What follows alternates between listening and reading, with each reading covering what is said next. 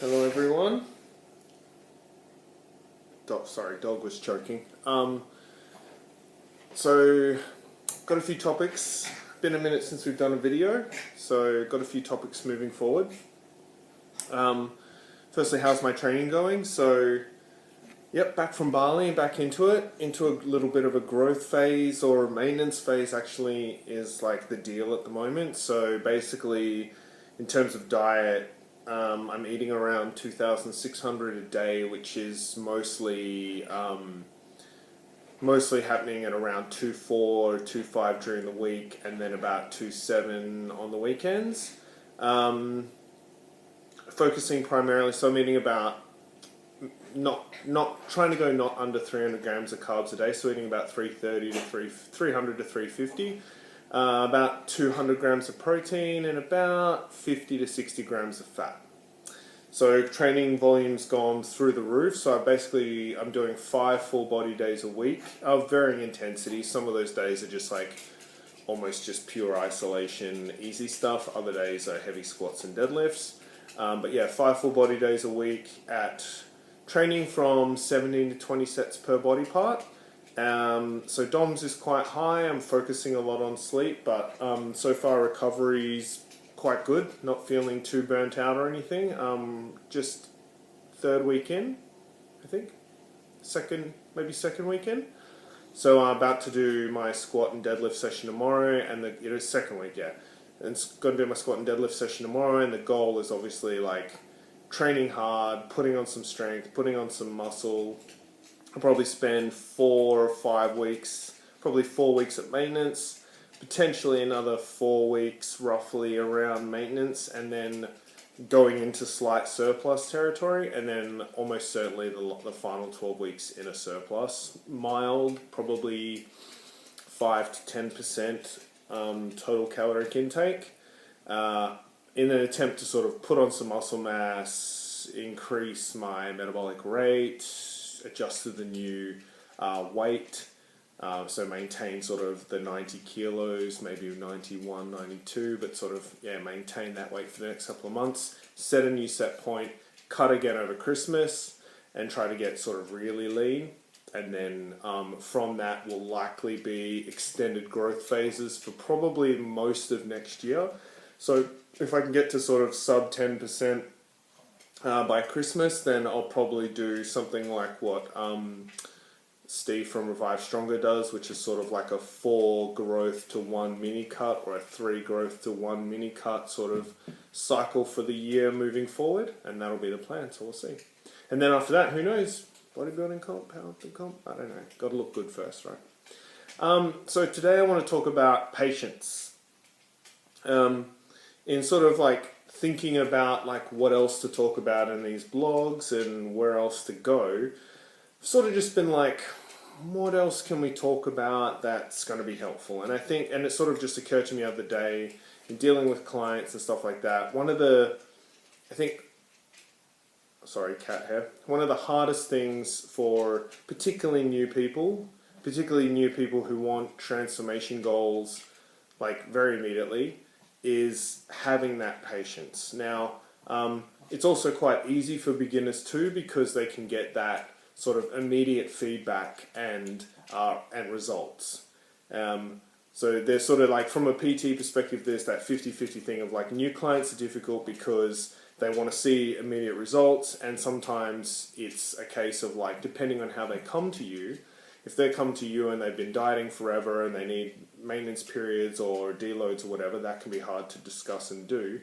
But it can also be the case that like they can get quick results. So it's that thing where you can be like, you can get them, sorry, this dog is making a lot of noise and now he's licking me. So then you can get them like on a program, whether it's muscle gaining, and I've got a few clients who have spent the last few months muscle gaining and they've just like immediately shot up in thickness, muscularity, losing a little bit of body fat and stuff. So that can be the sort of the double-edged sword. But even that has been over like 12-week periods, sort of as like, I look at a 12-week period as one unit of sort of training almost.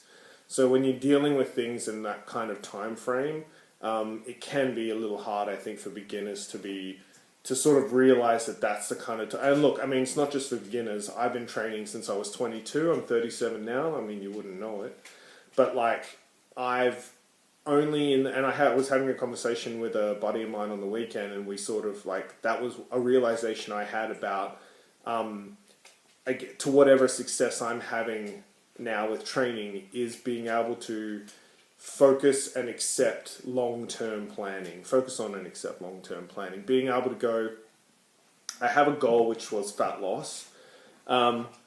It was very hard in the beginning because it felt like it was just, you're so far away from your goal and it's so difficult and it feels like it's never going to happen, and you know, you're just like, this is bullshit, like, and that's why like you can have a tendency to be like, anybody who has a good body is steroids and things like that. I certainly was like that.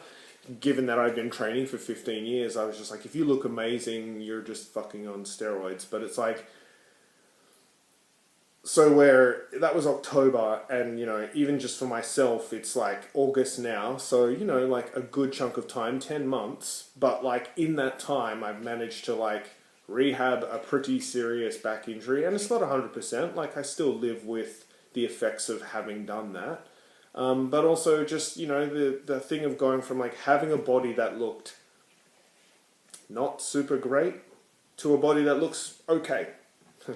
I like, see, the thing is like, I compare myself to people like Jacob Schepis and people like Matt Ogus and Eric Helms and these people with amazing physiques, which may not be fair. You know, I'm like a regular person, like my clients, maybe like not as like in their lifestyle, but still like, you know, my genetics are nothing impressive. And, you know, it's still just been the case of like working at it can make huge changes. And I think that's something we're seeing with some of my muscle building clients. And that's also where it can be a problem, I think, for longer term clients who have had like, you know, we've got people who are dealing with a shorter end of the stick than I was even, who have lost sort of like, I'm thinking of one of my clients, she's one of my long-term clients and good supporters who's down like 12 kilos, but she still has like, you know, got her struggles and still has to lose quite a bit more. And it's just like, as somebody who lost 12 kilos, like I know how fucking hard that can be, and the lifestyle changes and the sacrifices and maintaining it and all those kind of things. And it's like, I can see why people relapse. I can see why people give up. And that's something we really want to try to like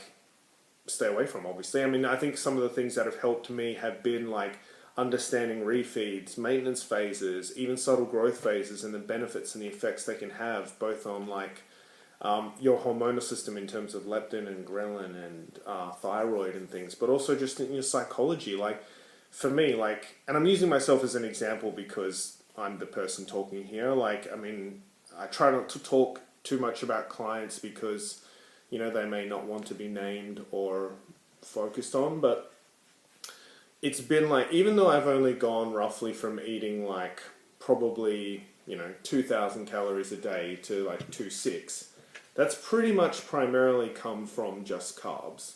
So it's sort of the case where like, I'm eating about 600 grams, like, or 600 calories more of carbs a day, and it's just amazing. Like, it's so nice to come home from work and wake up in the morning and like my pre-workout now is like 9 rice cakes, maybe an LCM, a few ginger nut biscuits, and a coffee, and it's just like, I'm going into workouts like feeling great, you know, and then I'm like immediately having a shake post-workout, and then a nice big lunch with a big thing of rice in it, and it's just like, coming home and having a few icy poles and a bit, you know, like last night I had baked beans and toast for dinner because I was just like, pretty much had hit most of my protein and just needed to hit sort of one more serve of 30 grams or so. So I just smashed a shitload of carbs. It was wonderful.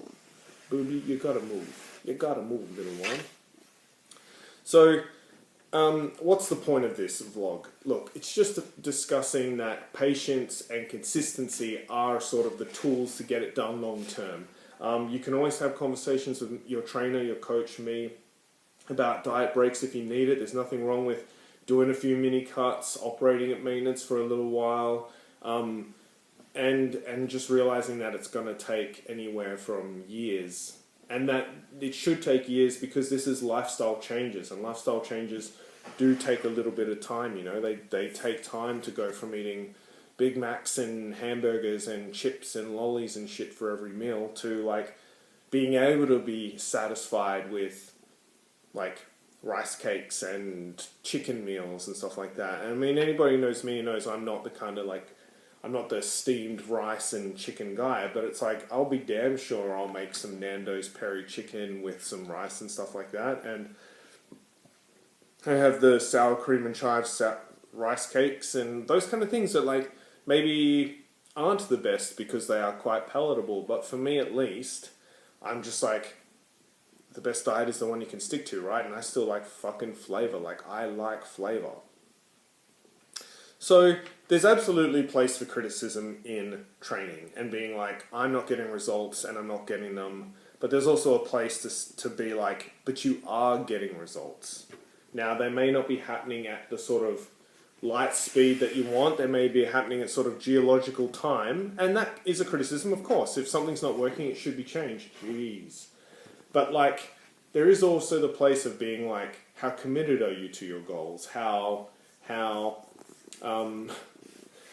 much are you doing everything that you're told to do and all those kind of things? And then like an interactivity, but like absolutely you're talking sort of like 6 months to a year for sort of big changes in terms of, and that's the thing as well, and that's one thing I'm noticing, is muscle building really does take a lot more time than fat loss, in the sense that like you could be looking for a half a kilo to a kilo to 2 kilo loss a week for fat loss, where for muscle gain you could be looking from anywhere from like 250 grams to a kilo of growth a month. And then you have the accompanying fat gain and things like that, and like, look, there are strategies to take care of those things. So understand that your goals and results should be short, medium, long, and really long term. It should be, your training life and career should be interactive, it should be reflexive, it should be reflective, and it should be ongoing. I was listening to Sigma Nutrition today talking about type 2 diabetes, and they were basically just like, the health benefits alone of just weight training are so protective to your life against metabolic disease, against falling over, all those kind of things. And I think that's one thing you want to look at in terms of this patient's idea, is not just thinking of like fat loss and muscle building and those kind of things happening and then just being like, we sail off into the sunset. You go like, so these are the ultimate goals and challenges we face, but these will be the ones moving forward, maintaining it, developing it, staying interested, staying motivated, trying different things in the gym can all help. Again, as always, a bit of a meandering video, but I just wanted to counsel everyone who's watching to be mindful of patience and have that support network, and just think about that it is going to take a long time, and that you will be working under a body and in a body that you don't particularly like for a lot of that, but it will happen if you're consistent, if you work with your coach, if you make those changes and be reflective with your goals. Something to think about. As always, any thoughts, criticisms, feedback, anything, comment, tag, like, whatever, subscribe, message me. I'm always around. Thanks so much, team, and we'll talk soon.